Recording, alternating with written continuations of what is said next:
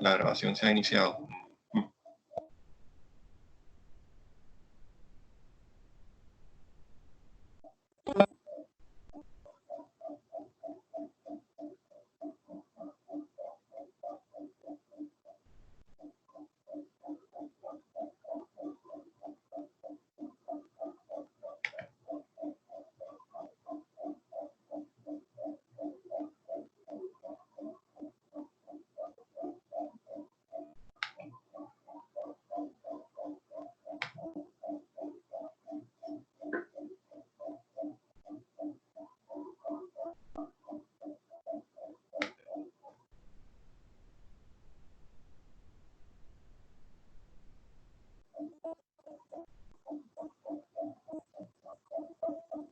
Bueno, bienvenidos. Espero que estén bien.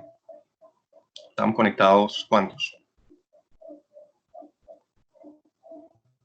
Estamos 27, entonces vamos a arrancar. En mi pantalla voy a poner las slides del curso. Bien, entonces en la clase anterior explicaba que podíamos dividir en dos partes la clase sobre China y el entorno económico de China. En la primera nos enfocábamos en Hong Kong y en la segunda en el resto de ciudades como incluyen a Guangzhou y a Shenzhen. Entonces hoy vamos a hablar de esa segunda parte de Shenzhen y de la infraestructura que la comunica con Hong Kong y con el resto de ciudades del delta del Río de las Perlas. Para los que no vinieron, no ingresaron y no pudieron ver el video, estamos enfocándonos en una región del sur de la China conocida como el delta del Río de las Perlas. En inglés, de Pearl River Delta. Vale. Entonces, después del recuento histórico de la clase pasada, que nos daba algunas pistas de por qué se había desarrollado tanto esa zona, encontrábamos cosas como las siguientes. En los 80s, China estableció 4 zonas económicas especiales, muy similares a las zonas francas que tenemos en nuestro país. 2 de esas zonas se ubicaron en el delta del Río de las Perlas, en Shenzhen y en Zhuhai.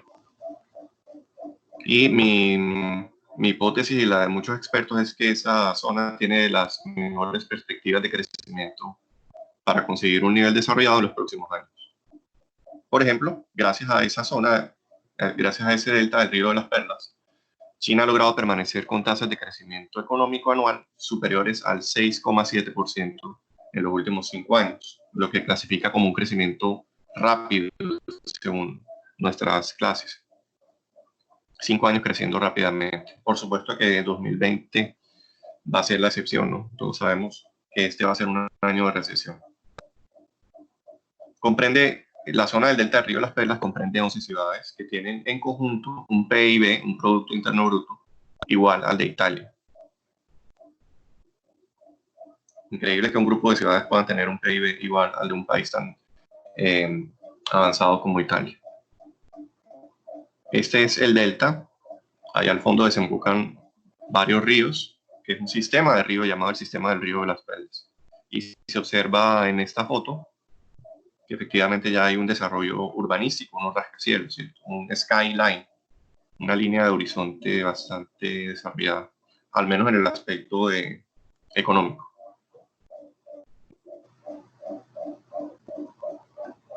Comencemos entonces a hablar de Shenzhen. Es una ciudad de 13 millones de habitantes. Piensen que es como Bogotá y Medellín sumadas en cuanto a cantidad de personas, cantidad de habitantes. Se le conoce como la Silicon Valley del hardware. Para el que no sepa, Silicon Valley es una región de California, en Estados Unidos, donde se reúnen los mayores desarrolladores de software del mundo. Pues a Shenzhen la conocen como la Silicon Valley, pero de la parte del hardware. Todos saben la diferencia entre hardware y software, ¿cierto? Esa fue designada como la primera zona franca o zona económica especial en China, que su característica es que permitía la inversión extranjera y se rige por políticas que son más orientadas al libre mercado que en el resto de la China comunista, donde no existe ese tipo de economía. Además, a las empresas extranjeras que se asentaron en Shenzhen se les dio incentivos tributarios, es decir, que paguen una tasa de impuestos menor. De esa forma, los países hacen más atractivos algunos lugares para que reciban inversión extranjera. Este es el skyline específicamente en Shenzhen. Y tuvo una transformación increíble.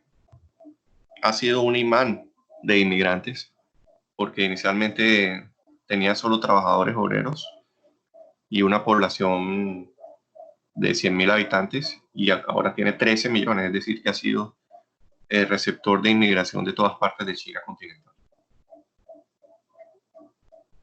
Hasta el punto que hoy ya tiene 14 rascacielos que superan los 200 metros de altura. Eso es más de lo que tiene Dubái. Su industria, la industria de Shenzhen, se basa en 4 fortalezas: la alta tecnología, las finanzas, el sector logístico y la cultura. Por ejemplo, la alta tecnología representa el 33% del Producto Interno Bruto. ¿Qué queda ahí? ¿Qué queda en esa ciudad? Pues es la sede de una marca que ustedes seguro conocen, Huawei, y otra como DJI, que son fabricantes de drones. Sobre esta otra marca Tencent, sepan la siguiente equivalencia. China, por censura y por control del gobierno, no deja que entre ni Google, ni Amazon, ni Facebook, ni Apple. Entonces ellos tienen unos equivalentes, que es la versión china de Google, la versión china de Amazon y la de Facebook y la de Apple. Por ejemplo, en vez de Google, allá las búsquedas las hacen con un buscador que se llama Baidu. En vez de Amazon, compran en un sistema similar que se llama Alibaba, que ustedes tal vez lo hayan escuchado porque funciona también en Colombia, sobre todo Alibaba Express. El equivalente de Facebook se llama Tencent y su sede queda en Shenzhen. Y el equivalente chino de Apple en ese momento podría ser Xiaomi. Entonces, cuando dije que Huawei quedaba en Shenzhen, me refiero a que los coreanos trasladaron su fábrica, hardware, su fábrica, a China. Y lo mismo hizo Apple y lo mismo han hecho muchas otras empresas. Entonces, ha sido un polo de desarrollo desde 1980. Piensen en esta foto. Bueno, hay un video que muestra el antes y el después. Vamos a poner un pedacito.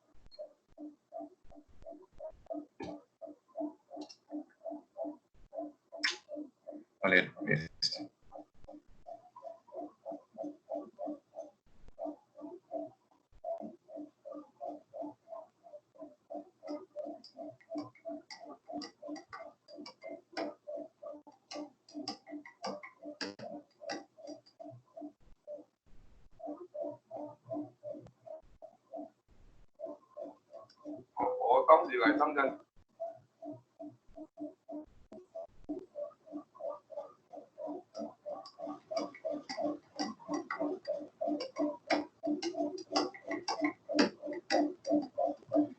Ok, no lo puedo poner todo, pero ahí les queda el link para que vean las imágenes del antes y el después, lo que se llama la transformación, gracias a la reforma de Shenzhen.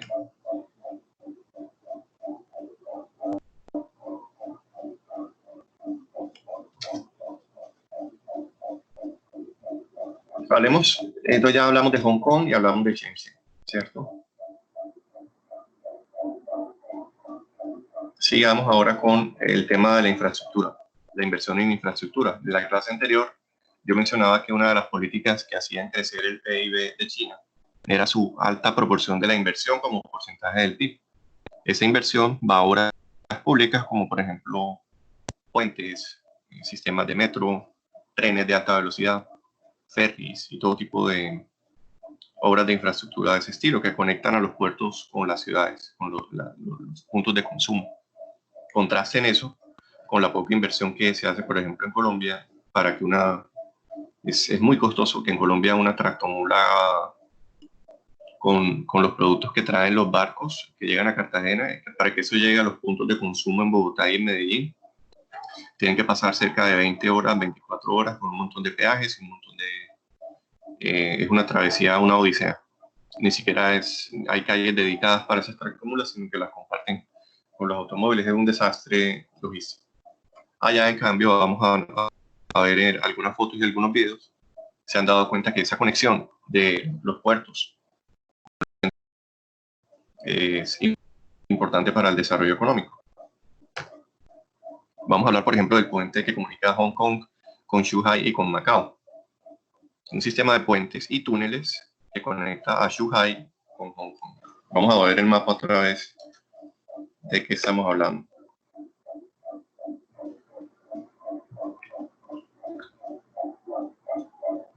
No, este no se ve bien.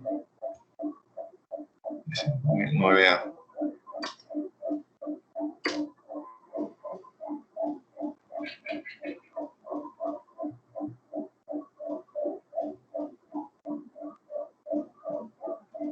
Muy bien.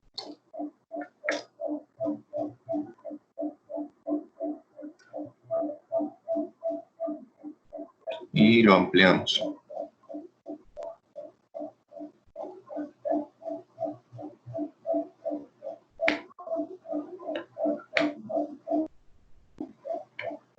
Entonces, todas estas 11 ciudades son delta del Río de las Perlas. Esto que está en naranja es Hong Kong, excepto por este pedacito de acá que se llama Macao.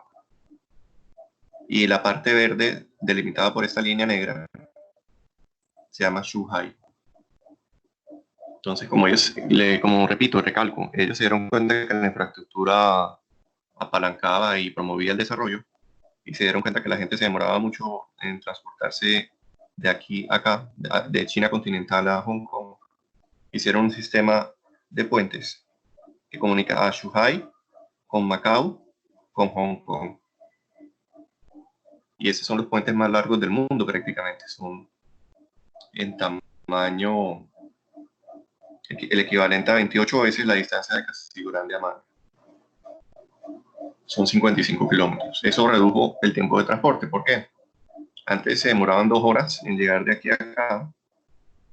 Como les dije en una clase de Hong Kong, la vivienda aquí es demasiado costosa. Entonces las personas que trabajan ahí les toca hacer lo que llaman en inglés commute, un tiempo de desplazamiento hacia el trabajo, ya sea desde acá, Shenzhen, o desde acá, Shanghái, donde los precios de la vivienda son más baratos. Y se estaban demorando 2 horas porque les tocaba por puentes y por tierra llegar acá, o por ferry llegar acá, ¿vale? ¿Qué hicieron? Se dieron cuenta desde hace tiempo que podían hacer este puente.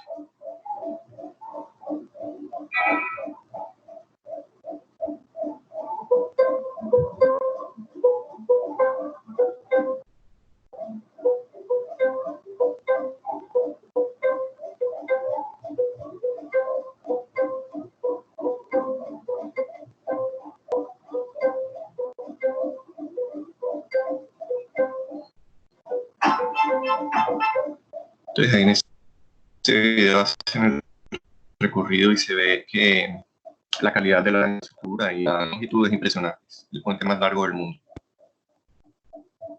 Ahí no lo puedo mostrar todo por copyright, pero ustedes pueden en este enlace ver todo. Ah, bueno, aquí hay una imagen, vamos a ampliarla para ver a qué me refiero.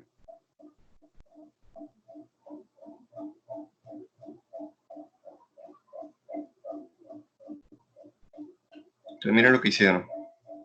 Esta sección es de puente por arriba del mar.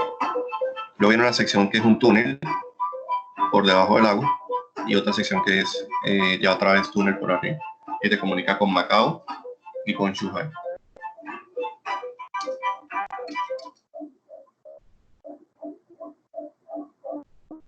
Si supiera dónde quedaba, les ponía el pedacito del túnel, que es impresionante. Está como por aquí.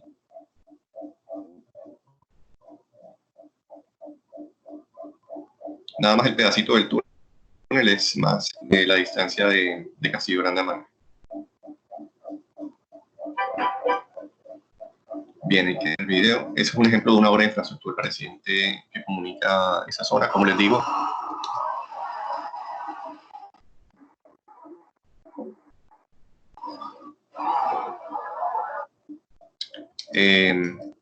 están haciendo esfuerzos por convertir eso en una megalópolis. Que todo esto sea una sola ciudad, una sola metrópolis.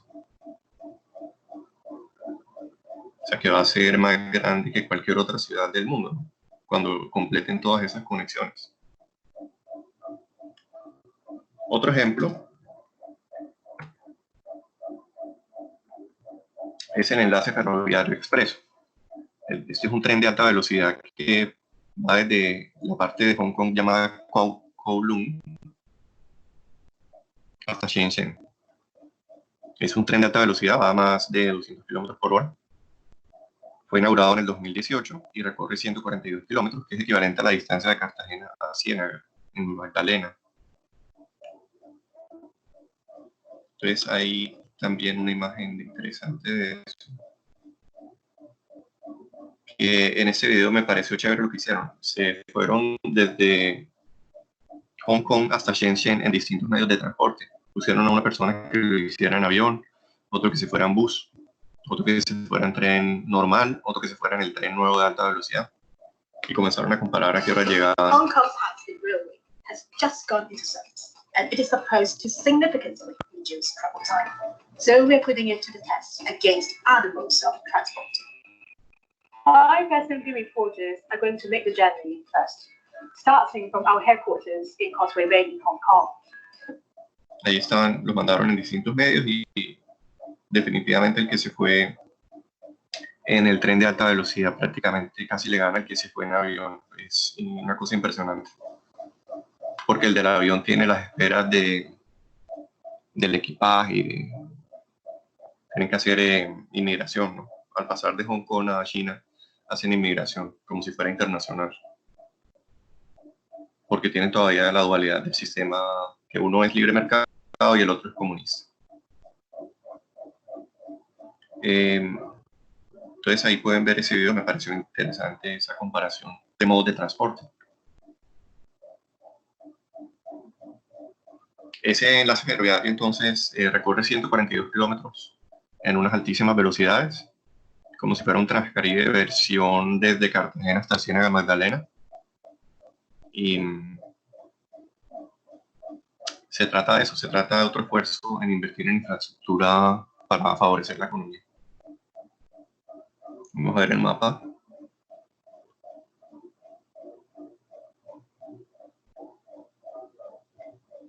No solo llega hasta Shenzhen, sino que sigue y se mete hasta Guangzhou.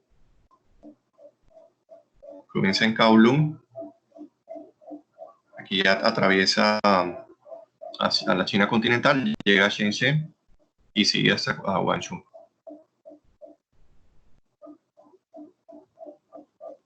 Todo a 200 kilómetros por hora en esa línea de alta velocidad. Por otro lado, también tienen excelentes sistemas de transporte acuático, como por ser una ciudad con puerto y zona marítima. Están interconectados por transporte acuático, tienen varias rutas de ferry y de catamaranes. Por ejemplo, hay ferries de alta velocidad que van de Macao a Hong Kong. Que dicen que esta es una de las cosas que Cartagena tiene desaprovechada, ¿no? La velocidad.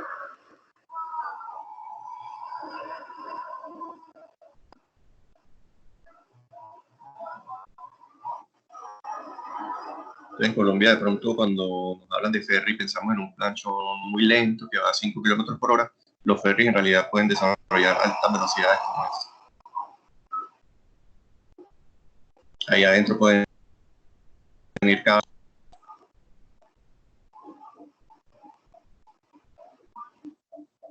Y ahí en el video pueden ver otros ejemplos de eso.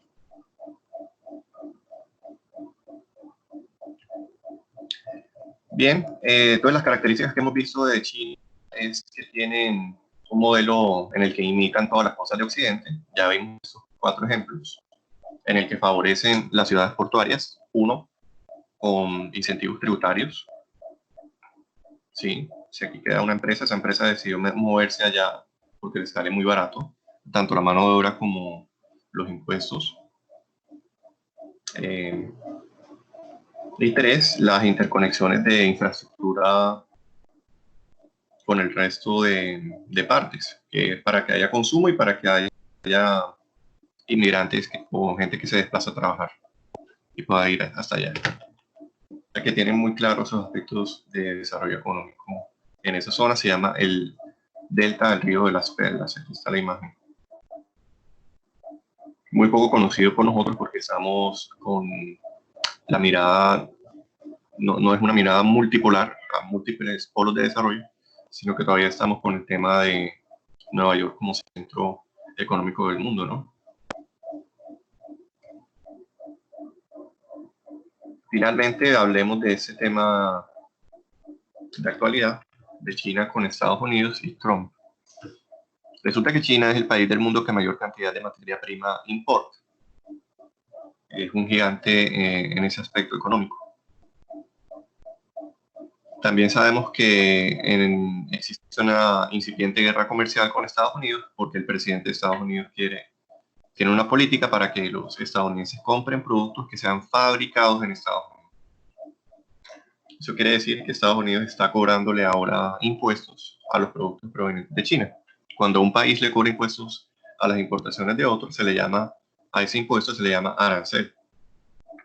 Entonces lo que pasa finalmente es que las empresas que están en China y exportan sus productos a Estados Unidos, finalmente como tienen que pagar aranceles, lo terminan trasladando a subir el precio de venta de sus productos. Y ahí hay un ejemplo de algunas empresas perjudicadas por esa guerra comercial. Entonces es un tema interesante de analizar en esas dos potencias que hemos visto que se están peleando comercialmente. ¿Qué va a pasar con ese tema de la guerra comercial? Y ahora con el COVID también hay unos componentes ahí de geopolítica que siguen peleándose y culpándose de lo que está pasando, ¿no? Tal vez lo hayan visto en las noticias. Profesor, es como el tema de actualidad. Dígame. Eso de aranceles, eso no tiene otro nombre en cuanto al contexto político, no es como nacionalismo, algo así. ¿Lo has visto con otro nombre? ¿Cuál? Yo creo que una vez había escuchado de eso ya hace tiempo, como en séptimo de segundo de bachillerato, que se llamaba como nacionalismo, algo así. Ah, sí, tiene algo que ver con eso, pero cuando es económico no se le llama tanto... Ah, proteccionismo, dices tú. Debe ser la palabra proteccionismo. Debe ser la palabra proteccionismo. Nacionalismo es más a la parte política, ¿no? La ideología de identificarte con la patria y con el país y querer que todo lo de tu país es lo mejor. Y proteccionismo ya es cuando ese sentimiento se traslada en efecto a medidas como los aranceles, como proteger, por eso la palabra proteccionismo, a la industria nacional. De pronto las palabras con las que lo has oído en las noticias es proteccionismo o nacionalismo o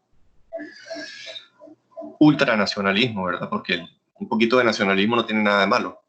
Y es como cuando juega Colombia y todos nos sentimos orgullosos, eso se llama nacionalismo también. Pero llevado al extremo, un ultranacionalismo ya estaría haciendo que haga guerras con otros países. Entonces está bien, sí, puede ser. Es un tema fascinante de actualidad. Por ejemplo, en estos días que con lo del COVID van a escuchar mucho de declaraciones que van y vienen entre China y Estados Unidos. No, mi opinión de cuál sistema es mejor. Ah, bueno, yo sí lo escribí. Por ahí está en uno de los links. Hay un enlace a una columna que yo hice sobre ese tema. Yo creo que en Colombia se pueden aprovechar algunas lecciones, por ejemplo, Cartagena, Barranquilla y Santa Marta deberían recibir más inversiones en infraestructura, más comunicación con las ciudades de consumo. Es más, las ciudades de consumo como que están mal diseñadas en Colombia porque no tiene sentido que haya que moverse desde el puerto 24 horas en carro, un Tormento, 2.600 metros de altura para llegar a donde estén los centros de consumo. Yo pienso que los centros de consumo eventualmente deberían moverse a estar en Cartagena y Barranquilla. Pero no sé, hay que preguntarse por qué eso no ha pasado acá.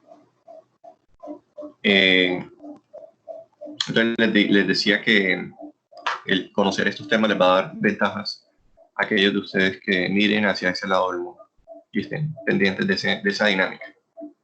Vamos a parar ahí. ¿Qué preguntas o comentarios tienen? Y si no tienen, comenzamos a aprovechar el tiempo que queda para mirar otro tema de las notas, porque ya me reabrieron banner y quiero mostrarles las notas a ver si las definimos como queda.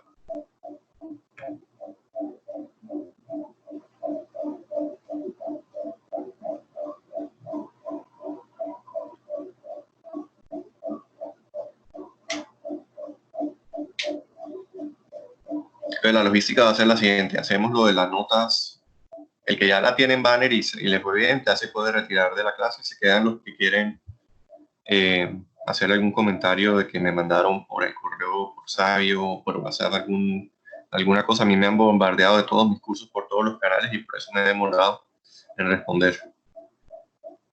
Entonces ahorita voy a mostrar el Excel y sepan que vamos a hacer 2 clases más dedicadas exclusivamente al trabajo de investigación, la del jueves y la del próximo martes, y yo creería que con eso ya podemos dar, adelantamos como la fecha, voy a adelantar la fecha de inicio en la que esté disponible el examen final y para que podamos ir cerrando semestre, ¿cierto? Ya estamos a mayo, ¿qué?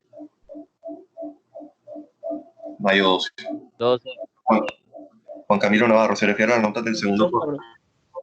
Sí, yo subí algunas cuantas a banner, pero no todas, y subí a Sabio un Excel para que todos lo pudieran ver, y varios me han escrito comentarios. Entonces quiero hacer la conciliación aquí en Teams, de que, entonces, si por ejemplo tú me escribiste de que tenías alguna observación con tu nota, te puedes quedar a ver cómo la subo a banner, o ya se pueden ir.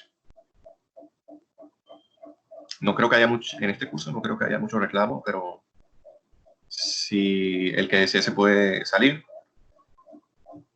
y se quedan los que tengan alguna observación que me mandaron por Sabio, que me mandaron por correo, o que me mandaron por WhatsApp algo y yo no lo he revisado. ¿Vale?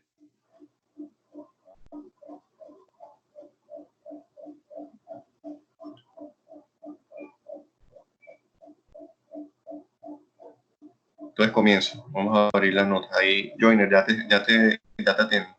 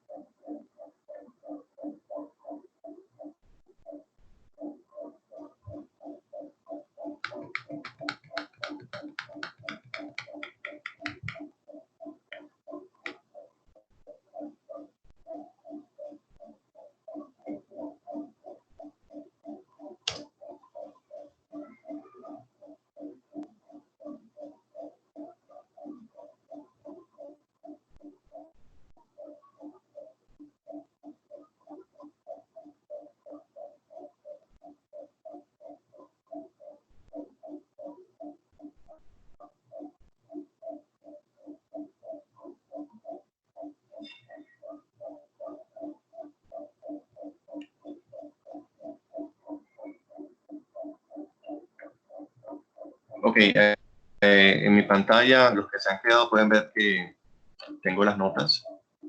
Hay una columna con el código banner, una columna con el nombre. Las columnas de la C a la F representan las notas del primer corte. La C es la comprobación de lectura, que creo que no hicimos, pero como yo tomé el curso sobre la marcha, dijimos que se las poníamos en esa nota. Esta sí fue una comprobación de lectura que hicimos en el primer corte, todavía presencial, previo a la pandemia.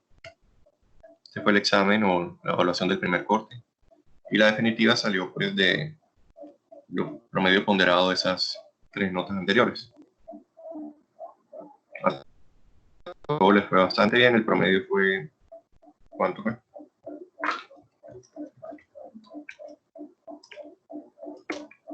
4.4. A partir de aquí comienzan las notas del segundo corte, desde la G hasta la J. RIT 2 se refiere a la comprobación de lectura del segundo corte, que fue la de Sharma 2012. Investigación 1 es el avance del trabajo de investigación. y hay una X, una columna con unas X asociadas a estos trabajos de investigación. ¿Qué quiere decir? Que a las personas marcadas con la X, como Pedro Martínez, Joiner Cuervo, Martín Díaz,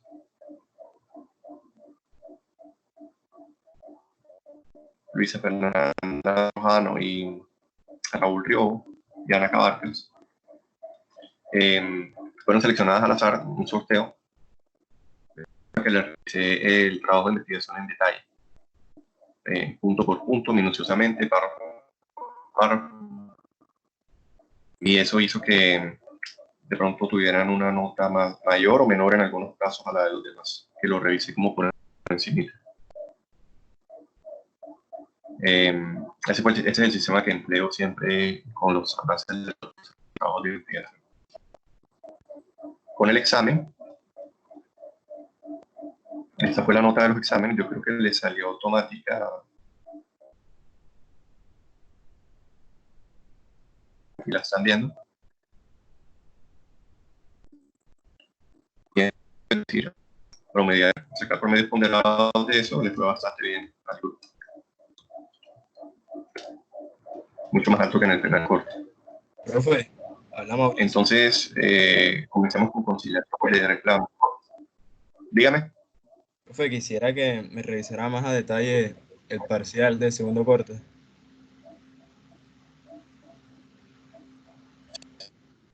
¿Y quién habla? Mauricio Mendoza. No se oyó, se oye recortado. Mauricio Mendoza, profe. Repítelo o escríbelo en el... Mauricio Mendoza. Listo, X. Sí, porque te había puesto un 4-2.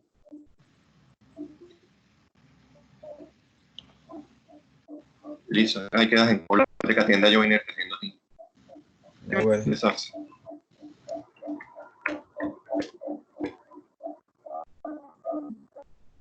De 5 en la comprobación de Charma, 265 en la base de investigación, 5 en el examen, la evaluación del segundo corte, 4 en la definitiva. Ya reviso tu mensaje de WhatsApp, no tengo el celular aquí.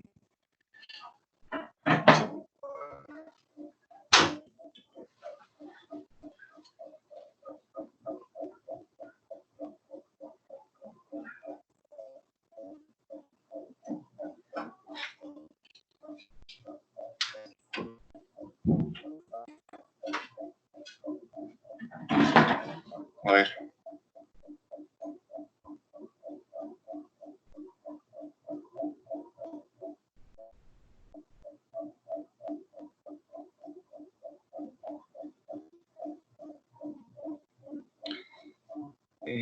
Quisiera saber qué falencias tuve o qué hice mal del trabajo de investigación, fue tu mensaje.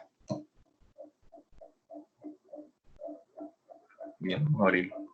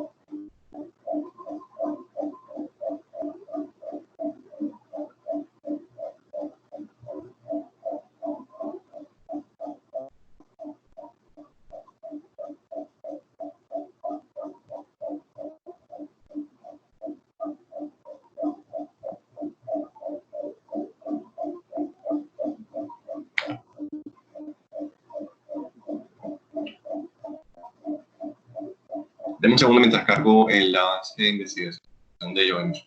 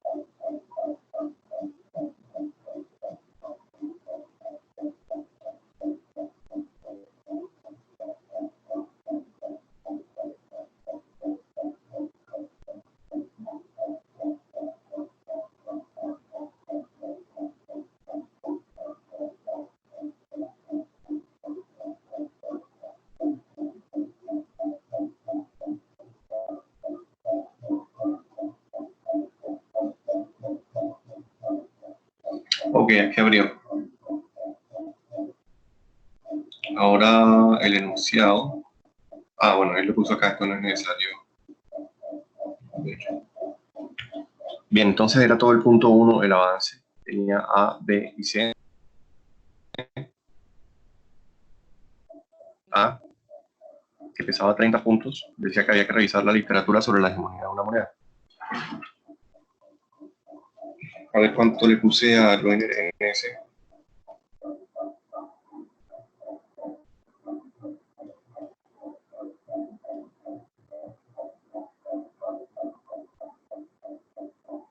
Ok, no recuerdo cuánto le puse a Joiner porque yo perdí el... Todo eso te lo había comentado con rojo. minuciosamente todas las cosas que había y perdí esos archivos del domingo de la semana pasada, pero como los tengo frescos, te puedo recordar cuáles fueron las observaciones. Revisa la literatura sobre la hegemonía de una moneda. Aquí te puse 16.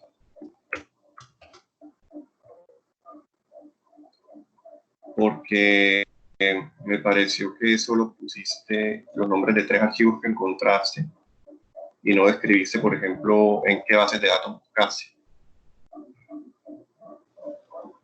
No sé, no supe si te metiste en Science Direct, en Scopus, en JSTOR, en Google Scholar. Hubo referencias que estuvieron incompletas, como la de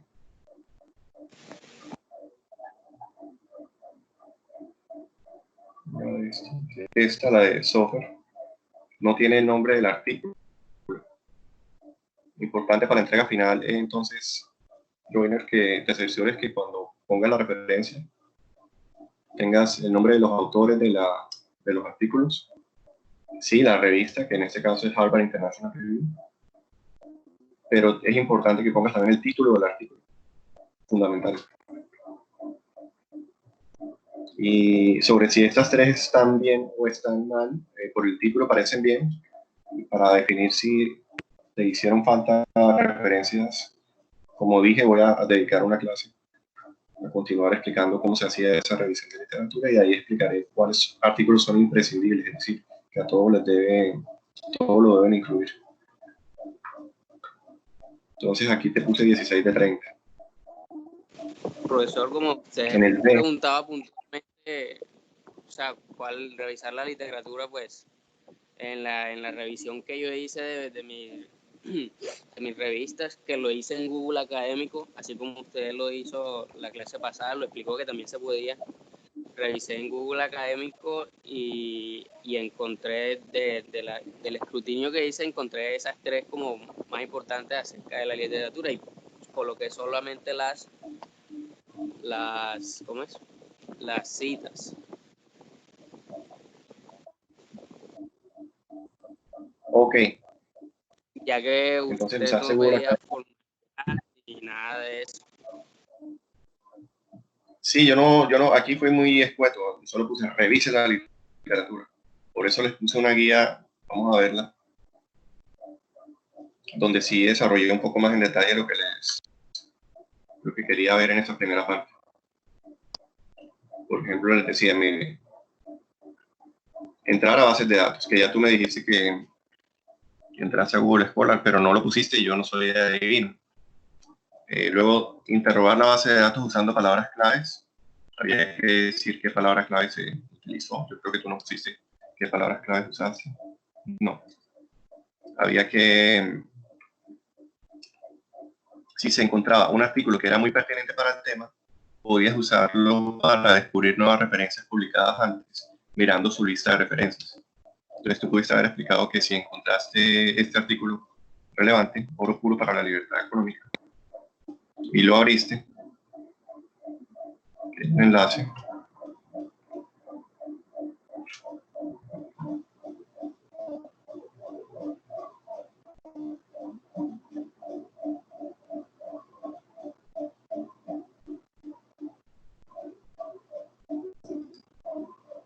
voy a abrirle y te voy a mostrar ese truco para descubrir a partir de un artículo que ya sabes que sí es relevante, cómo puedes encontrar otros.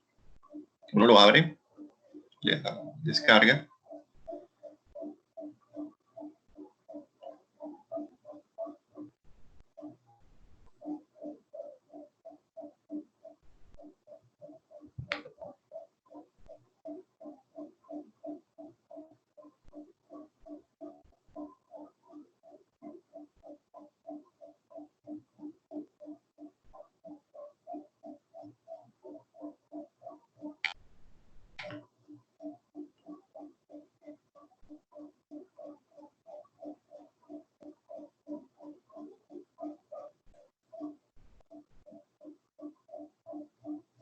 y busca cuáles son los que él dice que fueron los más importantes, o se va directamente a la sección de referencias y mira los títulos.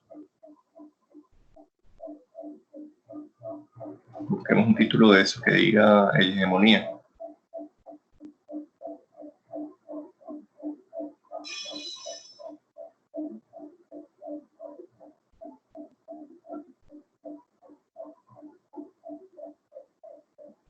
Entonces, yo esperaba porque algunos de ustedes pusieran en esa respuesta de la parte A, cuando decía revisa la literatura y les explicaban este archivo, que si encontraban un artículo que era muy pertinente lo usaran para descubrir nuevas referencias, que escribieran o documentaran ese proceso.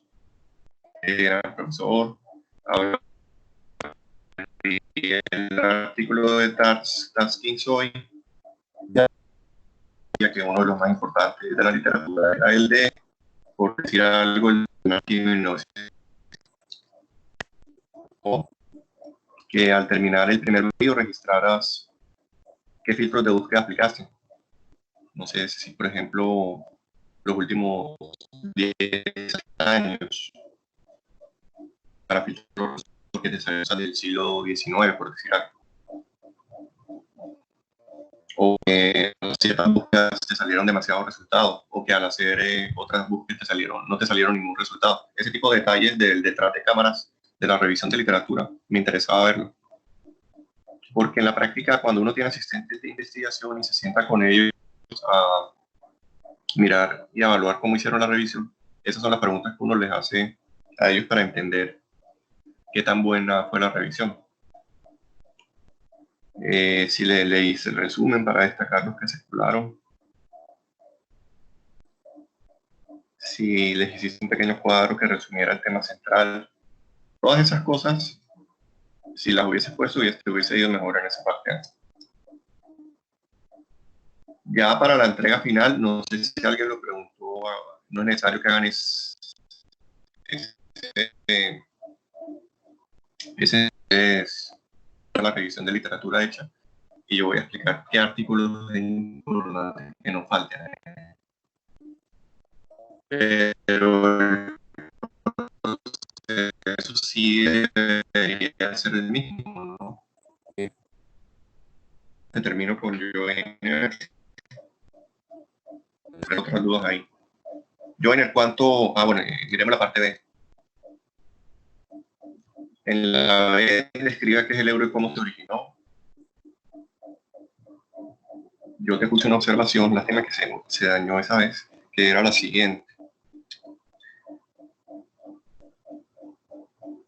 Me parece que cuando escribas trabajos de investigación tienes que tener cuidado de no poner citas demasiado largas. Esta, por ejemplo, prácticamente toda la respuesta fue una cita textual, desde ministros de Economía hasta periodo transitorio. La recomendación cuando hay una cita demasiado larga es que uno la lee, la interpreta y la reescribe como frase. Ese proceso se llama hacer parafraseo. Entonces, ten en cuenta eso, que a los profesores no nos gusta que nos pongan citas textuales, eso se llama cita textual, de un párrafo entero. Más bien, de una frase puede ser, si la hubiese puesto de aquí a acá. Pum, cierra comillas ahí. O que no lo pongas con comillas, sino que lo parafraseas. Vamos a poner ese ejemplo para ver cómo se viene. A ver qué dice ese párrafo. Ministros de Economía de los Estados de la Unión Europea ratificaron su renuncia a disponer de manera propia a favor e incluso está redactado como un lenguaje de noticia. No queda bien ponerlo textual. Esa formalidad representó el inicio del curso legal del euro a partir del 1 de enero de 1999. Entonces uno pudo haber escrito con tus propias palabras. El euro fue creado en 1999 y esa información la tomé Elías et al. 2002. Ten cuidado cuando cites varios autores, más de 2 autores, aquí hubo 4. La norma de autor fecha te dice que es mejor poner esta abreviatura latina, et al, que significa y otros. Entonces uno pone el apellido del primero y otros, y pone la fecha de 2002. Si hace cita textual también hay que poner la página, pero en este caso fue parafraseo, entonces no hay que poner la página. Entonces mira cómo se ve más limpio una revisión de literatura en la que haces parafraseo que una revisión de literatura donde haces citas textuales demasiado largas, demasiado densas, para que lo mejores en la versión final del trabajo. Esta cita... Sí, claro, profe, yo en cuenta eso, todo lo que... O sea, como me regí por lo que usted dijo, de que no había necesidad de formalidad y esas cosas, pues simplemente copié la cita. También se pueden citas de más de 40 palabras, pero obviamente tiene su formato. Pero no lo hice así por lo que usted dijo. Pero está bien. Sí, muy bien. Yo les había dicho que no tuvieran en cuenta formato de tipo de letra, página de presentación, que quedara bonito, que el interlineado. Esa parte no era importante. Yo no me fijé en eso. No, a nadie le bajé por eso. Pero sí tiene que haber un seguimiento a las normas de autor fecha. Lo puse por aquí.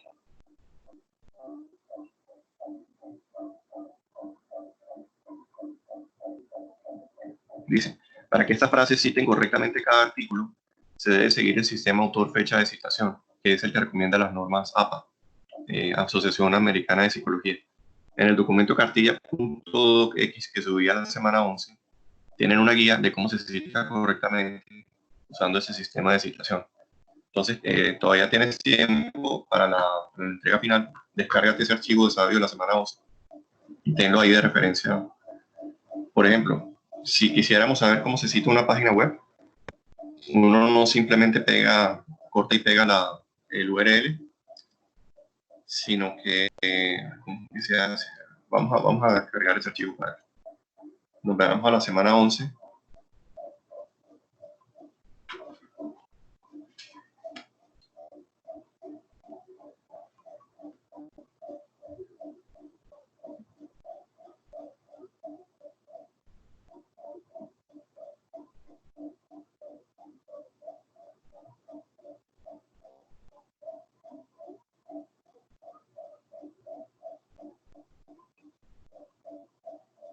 Tenemos que cargue.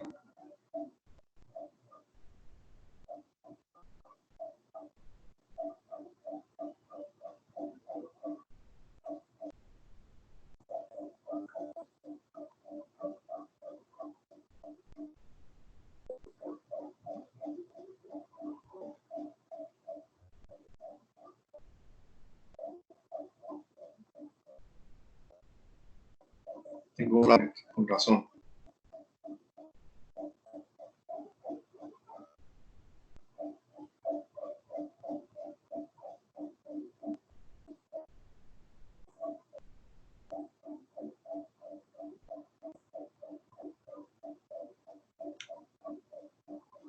Ya les muestro dónde está ese archivo cartilla en la semana 11.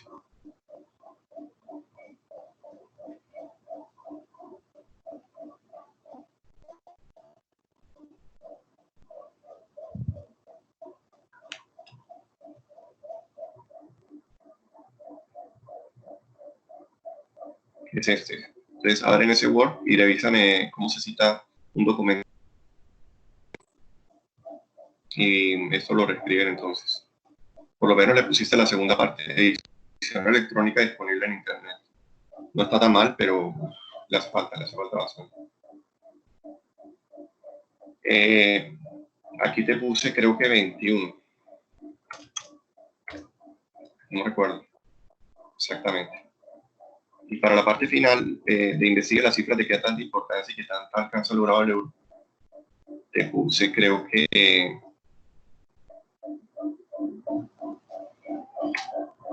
no recuerdo si 25, porque no se trata solo de pegar gráficos, sino de escribir en un texto, sintetizar en un texto con tus propias palabras qué está diciendo el gráfico. Si a cada gráfico de eso lo hubiese acompañado con un texto que dice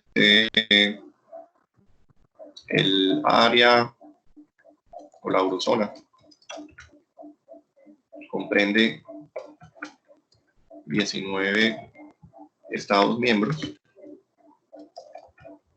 entre paréntesis gráfico 1, y luego tiene aquí el gráfico 1 con una cita una fuente abajo del gráfico que diga de dónde lo tomaste.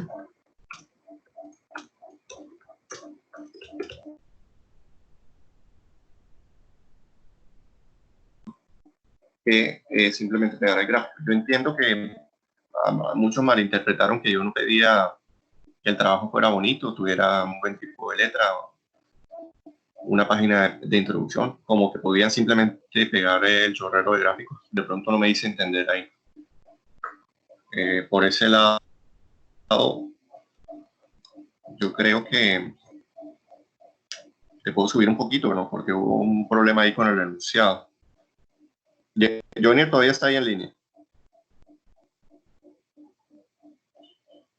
Y claro, profe.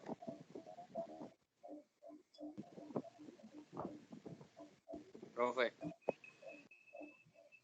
Hola. Sí, pero tienes el micrófono apagado. Aquí estás. Te voy a subir un poquito porque sí me di cuenta que yo les dije que no le pasaba nada de formato y eso de pronto lo malinterpretaron. ¿Cuánto te pongo? ¿Cuánto te mereces? Profesor, su criterio. Ya, o sea, yo solamente le pedí que me explicara en qué había fallado y pues me di cuenta que bastante. No sé. Dime un valor para yo tenerlo ahí de referencia. Que no sea 5.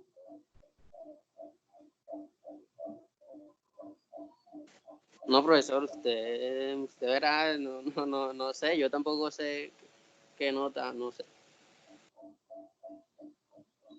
Ok. No, es que la verdad no tengo ni idea de cómo subir por esa malinterpretación. De pronto aquí, qué sé yo, 20 para un número redondo. Subimos eso para ver qué da. 20 más 21 más 25.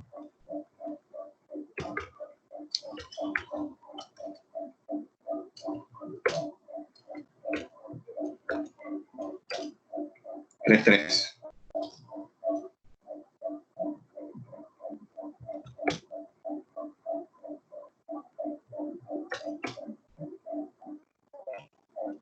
Bien, yo 4-6 la definitiva. Vamos a subirla una vez a Banner. Bueno, profe, gracias. De nada. Voy a subirse la Banner y ya pasamos a la siguiente persona que esté por ahí todavía en línea. Profesor, una pregunta. Las notas que aparecen en el Dígame. Excel son las que va a subir a Banner. Sí, a menos que tengan alguna observación hoy o que me la hayan hecho por algún canal que yo no haya visto y tengo unos mensajes sin revisar en Sabio. Son las que están en la columna DF2 del Excel. Bueno, usted no ha puesto todas las notas en Banner, ¿cierto? ¿Cómo? Usted no ha puesto todas las notas en Banner, ¿cierto? No, puse como 10 esa vez, pero me lo cerraron a medianoche, eso fue la semana pasada, el lunes de la semana pasada. Y no alcancé, pero ya lo reabrieron. Y entonces estoy como haciendo esa labor de ponerme al día. Ah, ok, es que creo que había dicho por el grupo que había puesto era los 5. Sí, los 10 que puse fueron gente que sabía que no me iban a reclamar. O que sospechaba que no me iban a reclamar porque habían sacado unos 5. Pero no estaban todos los que sacaron 5. Había varios 5 que no alcancé a subir por tiempo.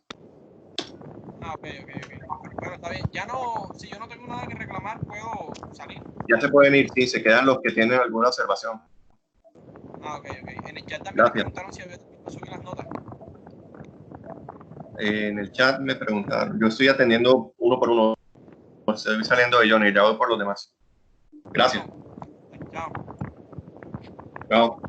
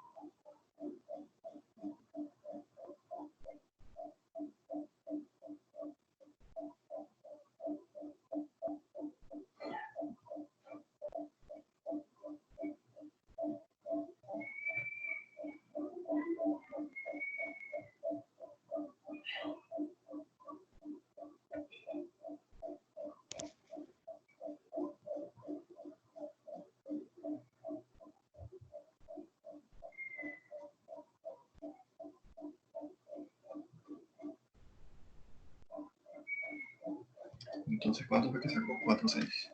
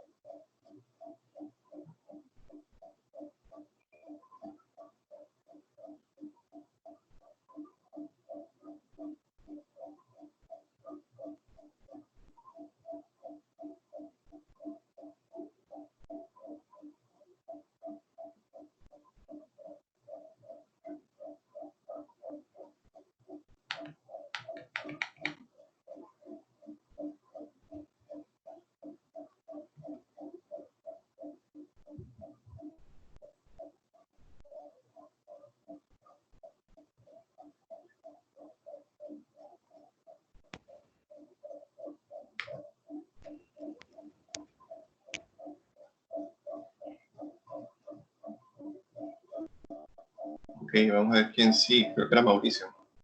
Sí, profe, aquí estoy. Con respecto a la nota del parcial, Mauricio, ¿qué me habías dicho? Recuérdame que se me olvidó. ¿Qué quieres que revise? el Ah, parcial. listo. Eso está acá.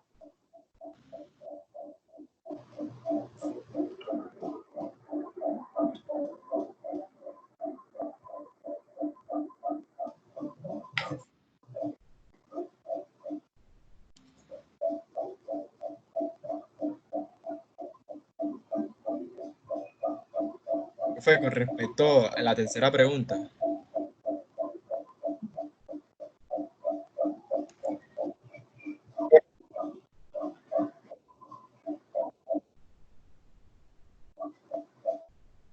Ok, vamos a abrir el enunciado y tu respuesta. Dame un minuto porque está bastante detalle. de acuerdo.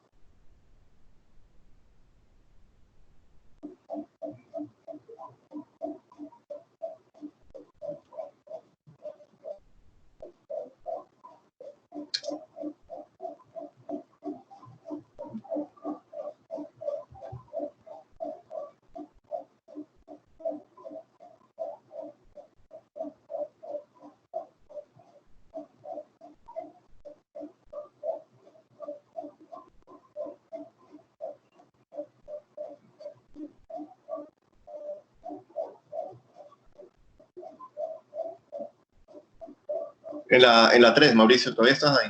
En la 3. Sí, profesor. Entonces, yo lo que quería saber es, porque yo le di una interpretación al enunciado, porque el enunciado dice prepandemia. Entonces, yo lo entendí como si el anuncio aún no se hubiese realizado para ese entonces. Entonces, yo marqué que el precio del tapabocas permanecería igual. Y ahí di lo que pasaría, o sea, que lo que usted tomó como respuesta correcta, que era que el precio aumentara. Entonces yo supuse que el precio aumentaría después del anuncio, pero como el enunciado dice prepandemia, yo tomé como que todavía no se había anunciado que estábamos en pandemia, entonces el tapabocas no tendría por qué aumentar de precio.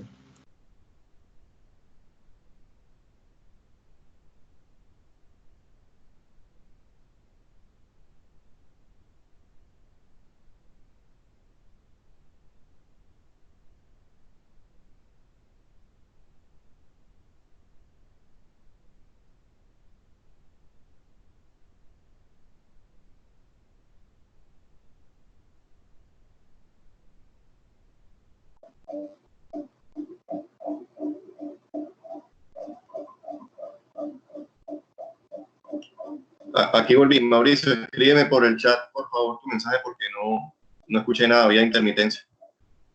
Que en el tercer punto, ¿qué? Ahora sí me escuché. No, estoy escuchando entrecortado. Ok. Bueno, ahí te estoy oyendo, dime. Profe, que lo que pasa es que el enunciado del ejercicio del punto 3 dice que la Organización Mundial de la Salud hace el anuncio y luego pregunta qué pasa con el precio del tapaboca prepandemia, o sea, como el enunciado dice prepandemia, yo lo tomé literal, o sea, es antes de la pandemia. Entonces, si no se ha hecho el anuncio, el precio del tapaboca debería permanecer igual. Después del anuncio, el precio de tapaboca se esperaría que aumentara. Eso fue lo que yo argumenté. Listo, vamos a mirarlo.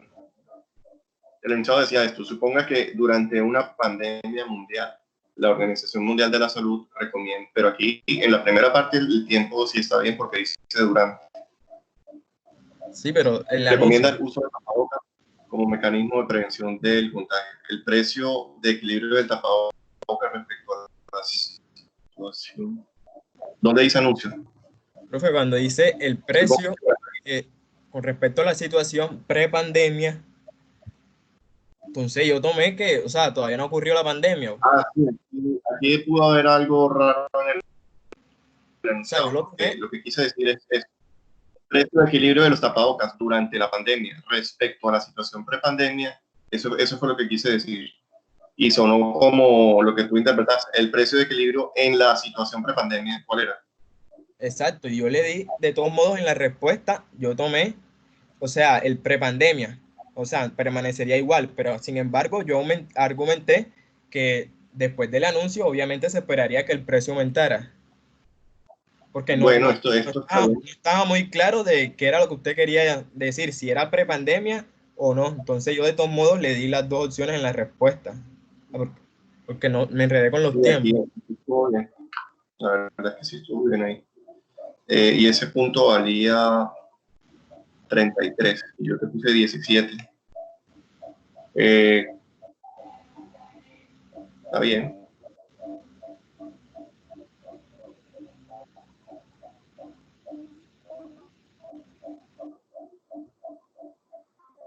Te quedó en 5 el corte. De acuerdo, Vamos muchas a gracias. ponértelo enseguida. De nada, voy a subirlo enseguida, Vane.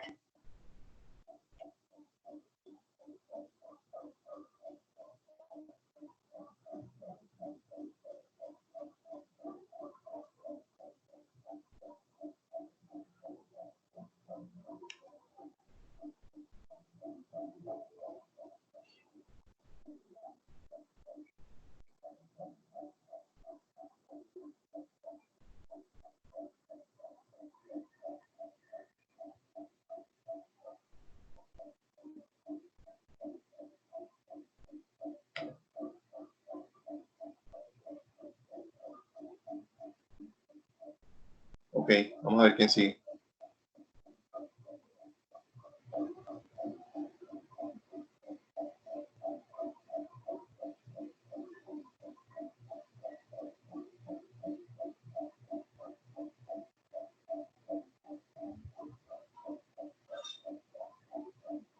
Gabriela Pardo. Listo, profe, ningún reclamo. Okay. Iván Salazar. Mateo Garay. Juan Camilo Navarro. Pedro Martínez. Profesor, yo también tengo esta misma duda con respecto al trabajo de investigación. A ver. El mismo caso de ellos.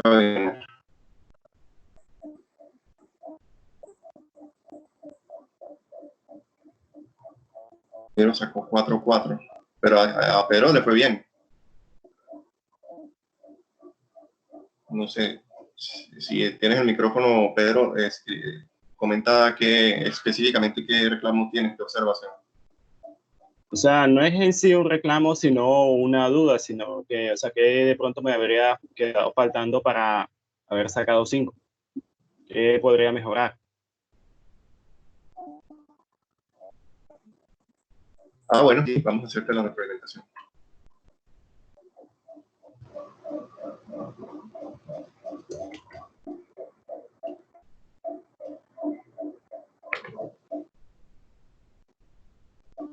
Ah, pero esa es la evaluación. Vamos a salir al avance.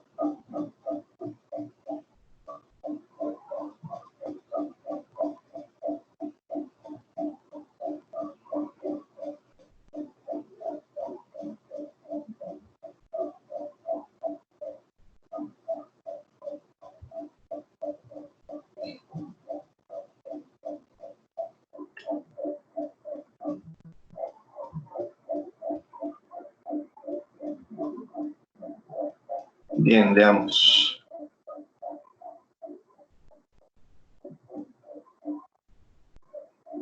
Ok, Ok, primera observación, Pedro, si estás ahí. La revisión está bien escrita, pero no tiene citas. Debería haber intercalado entre los párrafos, entre las frases. El sistema de citación autor-fecha te dice que cuando una afirmación está soportada en una fuente, al final de la frase, tú pones este tipo de citación. Por ejemplo, si esta frase la hubieses tomado de Pérez 2019, lo escribirías así. Ten cuidado entonces en la versión final de atribuir con citas las afirmaciones que tú hagas, sobre todo si son afirmaciones categóricas. Por ejemplo, buscamos una afirmación categórica.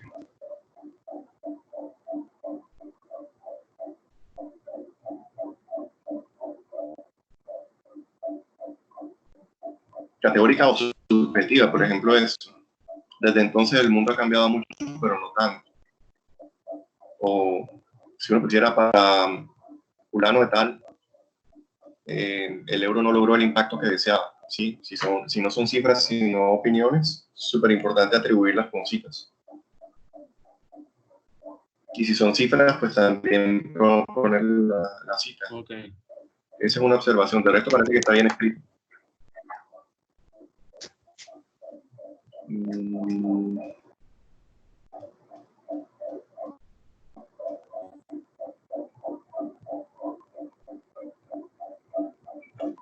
Ok, no tengo ninguna baja así mirándolo por encima.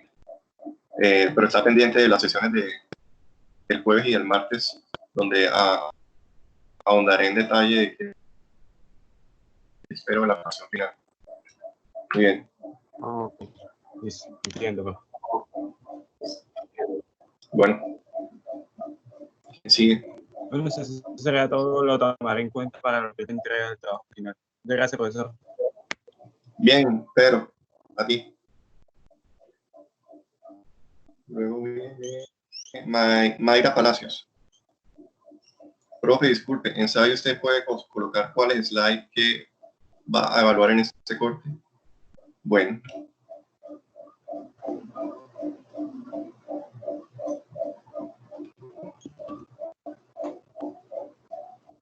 Profesor, yo tengo una pregunta. Escribe, toma un turno en el chat, por favor. ¿Quién habla? Esta es Mayra. ¿Tú eres Mayra? Daniela Urbina. Coméntame, ¿es sobre esto? Sobre el parcial. Ajá. El punto 3, donde dice, mi compañero habló sobre la prepandemia. Ajá, sí. Yo también argumenté que el precio, como era antes de la pandemia, no había noticias. La comunidad no sabía que iba a existir esa pandemia. Por lo tanto, es una conclusión similar a la de Mauricio. ¿O con quién fue? Joiner, Mauricio. El que habló de eso. no. Sí, mi compañero habló sobre eso. No. Y tú tuviste la misma confusión. Ahora lo miramos. Déjame ver. Y otra confusión de que también tuve es que las organizaciones, como tal, el primer punto, profesor, las organizaciones como tal, las que sale en las diapositivas son otras de las que. ¿Sí me hago entender? Ya.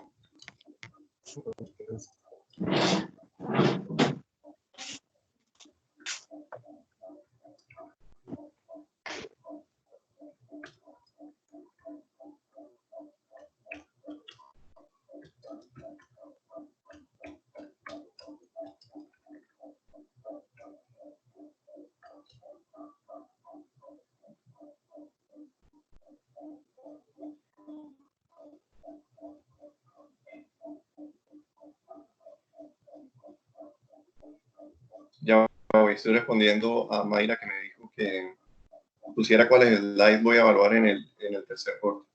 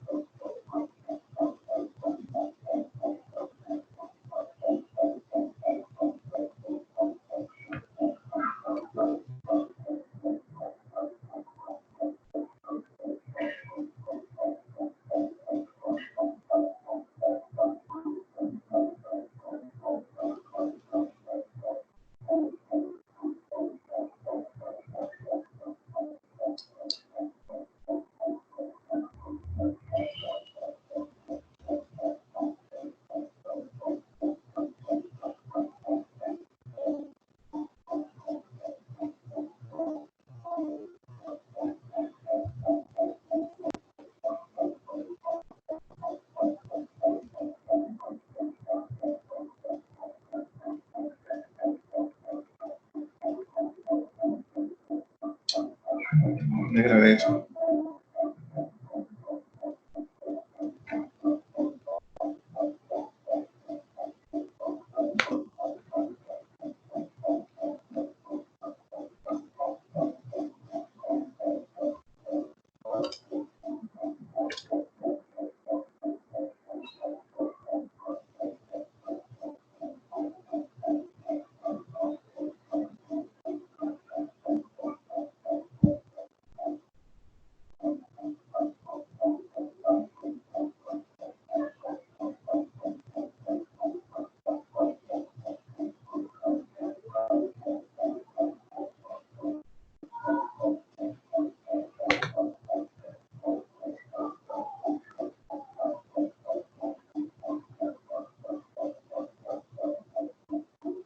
¿Qué hice?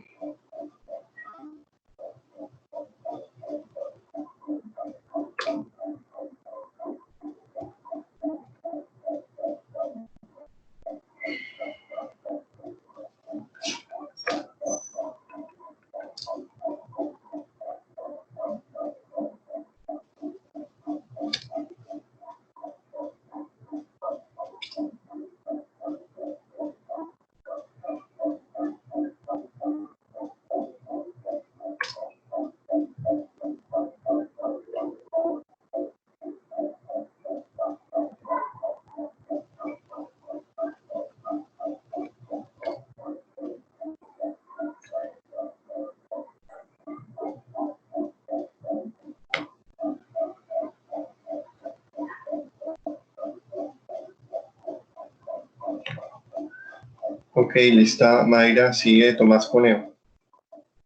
Vamos a ir en orden. Daniela, me disculpas, pero sigue a Tomás Coneo. Profesor, yo tengo un problema, pero es que no pude realizar el primer quiz debido a que tuve problemas de conexión esa semana. Esa semana yo le escribí a Sabio.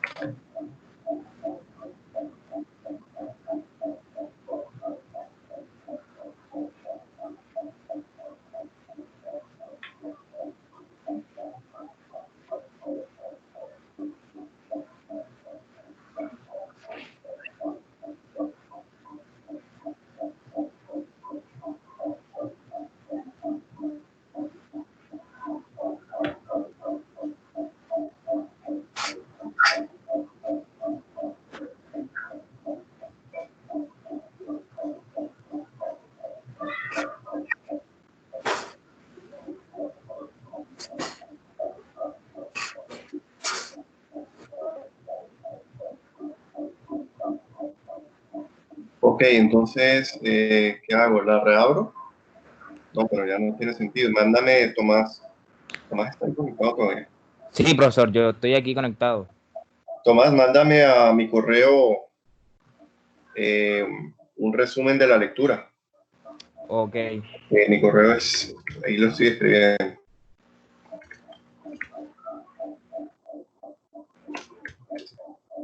Mándamelo entre hoy y mañana. Ok, yo se lo hago llegar, profesor. Gracias. Quedo Muchas pendiente. gracias. ¿Quién sigue?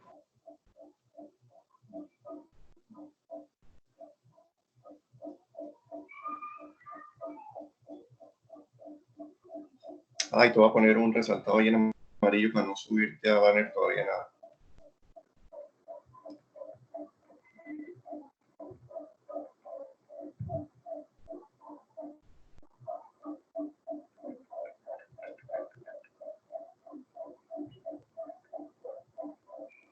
Profe, pero igual ese fue el primer, o sea, la comprobación de la lectura de este tercer corte, la primera, la que fue para creo que fue el 2, creo que fue para el 2 de mayo. Así que no, creo que esa no entra para el segundo corte.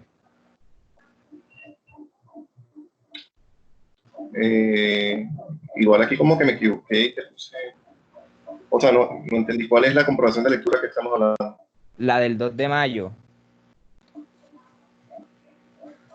Una que dejó usted para el 2 de mayo, que es ya en el tercer corte. Ya es tercer corte. Sí. Ah, listo. Ya entendí. Entonces no te voy a poner ninguna nota acá. Y espero eso. Muy bien. Ok. Ya entendí. Sigue Mayra. No.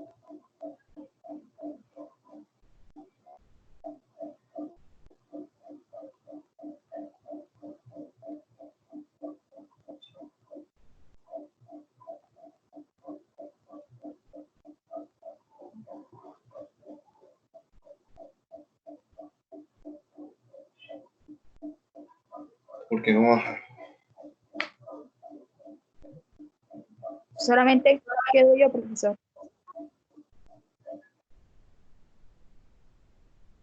Daniel, recuérdame qué duda era. La del parcial del segundo corte. Ok. La pregunta 3 y la pregunta 1. Yo argumenté las dos preguntas y puse por qué no era la que usted...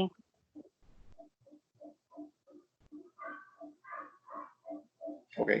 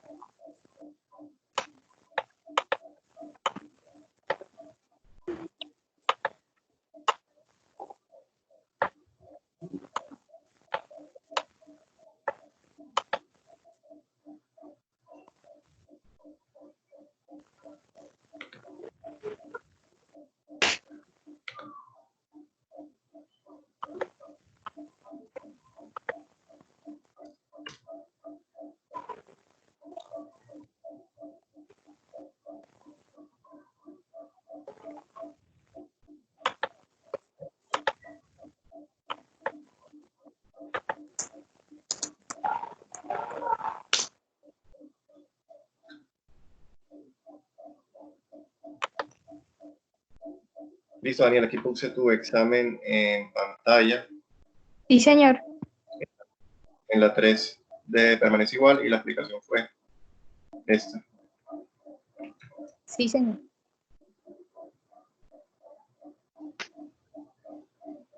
Sí, es el mismo caso del muchacho ahorita. Vamos a buscar. Y la pregunta 1, profesor, que yo considero que los huecos de la organización hace parte de uno.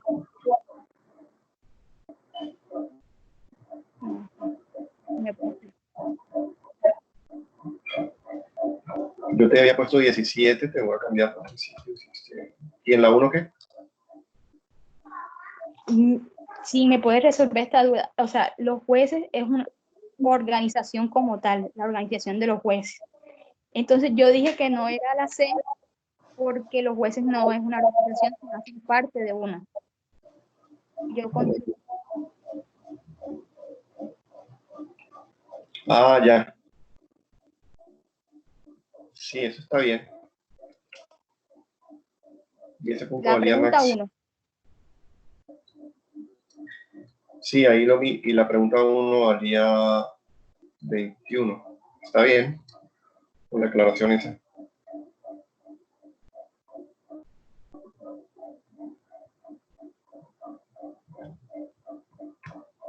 Sí, te quedó en esto la nota. Voy a subirlo una vez a Banner. ¿En cuánto me quedo, profesor? En 5. Pero yo tenía razón en eso de la rama, o sea, la rama judicial abarca esta organización como tal. No, lo que yo les decía a los que me preguntaban, por eso es que no se dejaran confundir por la palabra organización y ni por una trampa semántica o de que juego de palabras o de que como una no era organización pero las otras sí, entonces que esa no era. No, lo hice sin culpa, no había ninguna trampa. Era marcar esas, que la Defensa Nacional, que la policía y el sistema judicial era la respuesta, como estaba en las slides. Entonces, esos detalles, esas minucias de que porque una no era organización, no fue mi intención desviarlos. Se me pasó poner una palabra que los describiera a las 3 y que no fuera organización. Listo, profesor. Muchas Pero ahí gracias. parece que tienes clara sí, que cuando dices todos estos organismos tienen la labor de asegurar la protección de la nación, entonces eso te falta el punto y por eso te puse la nota. Muy bien, gracias. Listo, profesor. Gracias a usted. De nada.